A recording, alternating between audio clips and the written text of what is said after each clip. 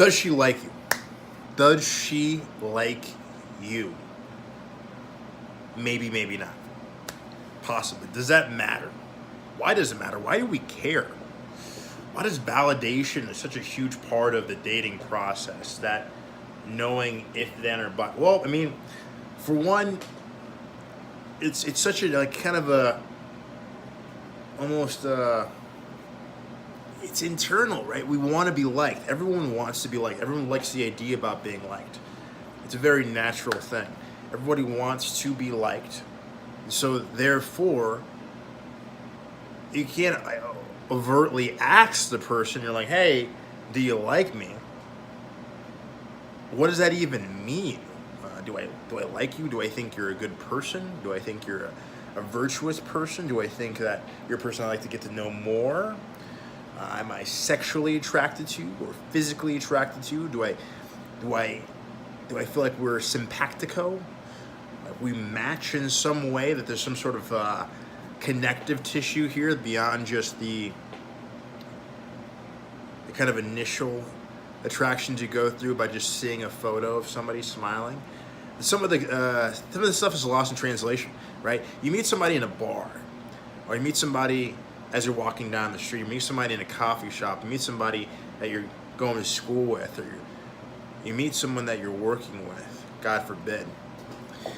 And some of that stuff's just taken for granted. I mean, it's just very sub-communicated. That 75% of communication, that body language, you feel like you're going out on a limb, but not really. It's kind of been a vibe that's been thrown back and forth for X amount of time, whether it be if it's that 5-10 second little blip opportunity of like, oh, there's something going on here, let me go pursue this, or if that's somebody you've been hanging out with for a little bit and it's just like there's something going on here, let me investigate.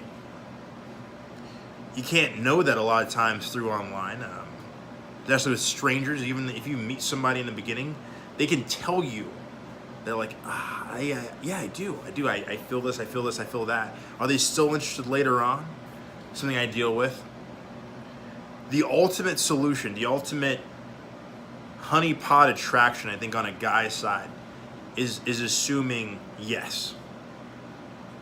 Now, sometimes that's confused with doing things that are considered to be masculine, which I don't really condone, or I don't really sign off on. Just like the physical pressures of doing things that might be a little questionable. I think it's the assumption of that with attitude, and not in a way of I'm trying to assert my dominance on you by telling you that you're so attracted to me and I'm so cocky about that knowledge of that. It's just how would you behave if you were just hanging out with a friend that you wanted to have fun with, poke a little fun with and enjoy and have a good time, not necessarily putting the pressure on and feeling that, oh, this is person like me. What can I do to manipulate the situation? Just like this is fun. This is really enjoyable. Let's have a good time and see what works next. I think moving the interaction forward, like always, just forward momentum. What if you were down by 20 points and you need to keep on moving the ball? You're not asking about the score. You're down 20. Just move the ball. Just move the ball. Just get a couple goals up. People on defense are going to play defense. You're quarterback in this thing. Just get the ball down the field. Just keep on doing that. So play as if you're down.